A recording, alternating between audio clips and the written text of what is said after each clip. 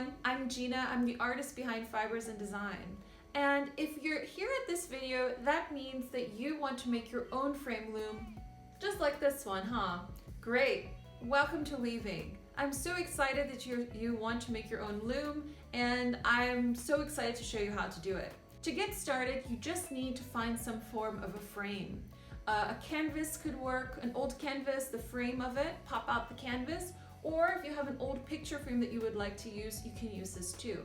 Anything that is rectangular or something that has a separation between the top and the bottom can be turned into a loom. In this case, I'm going to be using an old picture frame that I found on the street. Yeah, don't tell anyone. So let's get started. Here's a tutorial on how to make your own frame loom so you can start weaving.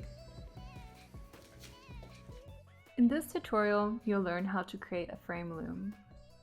To create this, you will need a frame of any size or color, but be aware that whatever size you choose will dictate the size of the projects that you can create on it. Next, you must decide if you will be weaving vertically or horizontally. The loom in this tutorial will be vertical, however, you can use the same directions for a horizontal loom. Starting from the inner corner of the frame, begin to mark every 1/4 inch. At both the top and bottom parts of the loom, find the center and then mark every 1/4 inch or 1/2 inch.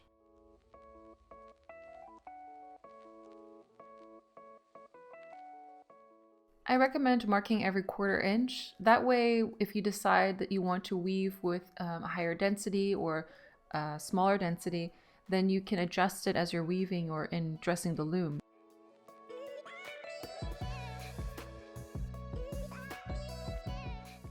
The next step is adding the nails to the frame.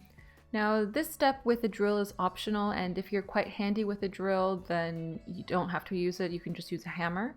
But I use this first to put in the nails so it would be a little bit easier. To give less stress to the frame, I decided to first nail every inch and then go back with a second set of nails and put those in the 1/4 inch slots.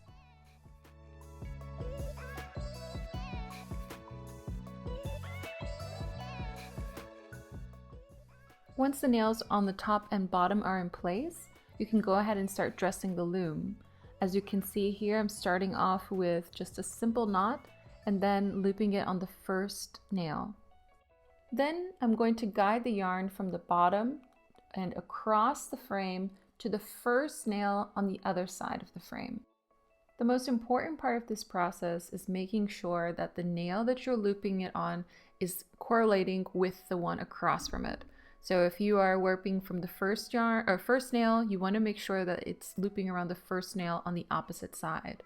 And you want to continue this process until you get to the end.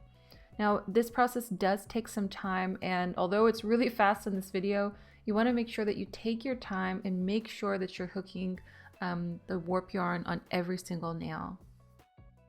As you can see here, I'm using my fingers to hold on and press down the yarn, but also using it when I'm looping it around the nail. This is helping keep the tension. Now, at the end of this, you are going to check the tension again, but this is a really great way to get the yarn secured.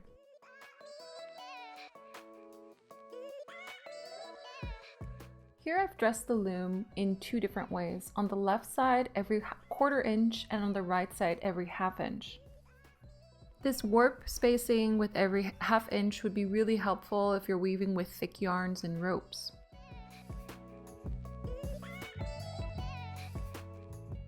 Once you've reached the final nail, wrap the yarn around and secure it with a knot. Now, as I mentioned before, you will go back and secure the yarns again. So here I'm just wrapping it around several times, and then I'm going to go back and adjust the warp. Although it's really pretty, we have to go back and tighten the warp up. So there might be an official word for this technique, but I'm not sure. But when I'm tightening up the tension of the warp, I just go back and I pull. I start from the very first yarn and I pull the next one, as you can see here. So starting from the first yarn, I grab it from the base and then I pull up. Next, on the next rope, I know the direction that it's going in is going to be down. So I'm going to, with one hand, hold the tension and the other hand, pull it down. So you're going to continue this slowly and tighten every single strand. And then once you're at the end, you'll be tightening it. Now here again, I'm going to start again from the base, pull it up, holding the tension with the other hand. And once you have the tension, once you've secured the tension, you can always change hands. I'm just going to slowly go up and down the row, each row, and tightening the warp.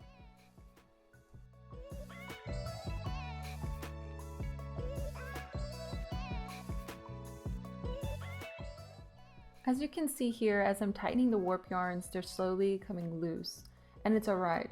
Now it might become a little bit unstable, and as you can see here, the warp is coming off of the nails, and that's alright. By simply laying a piece of tape over the nails, it'll be able to keep the warp yarns in place. Now, one key thing to remember when you're doing this is to stay patient.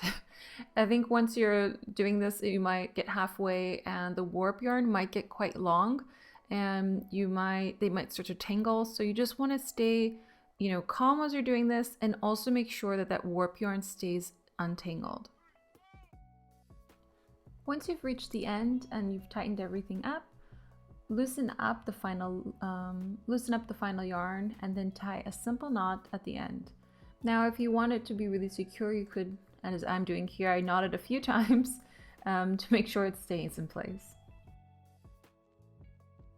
Well, there you have it, your very own frame loom. Yay! Congratulations. I hope that this was fun and it was helpful for you, and I hope that you can start weaving as soon as possible. So, how did it turn out? Did it turn out like this? I hope so. I hope that you enjoyed making your frame loom, and if you have any questions or suggestions for making your own frame loom, then please leave them a comment down below to let me know. Now, this, like I mentioned before, this isn't the only way to make your own loom. In a previous video, one of the first ones on my site, I created one with cardboard. If you're interested in using cardboard and making your own loom, then please check it out. I'll leave you a link here at the top. Anyways, thank you so much for watching, and if this was very helpful for you, then please leave a thumbs up. And again, if you have any questions, please leave the comments down below, and I would love to help you. For even more weaving information, please check out my website at fibersanddesign.com. All right, see you in the next one. Bye.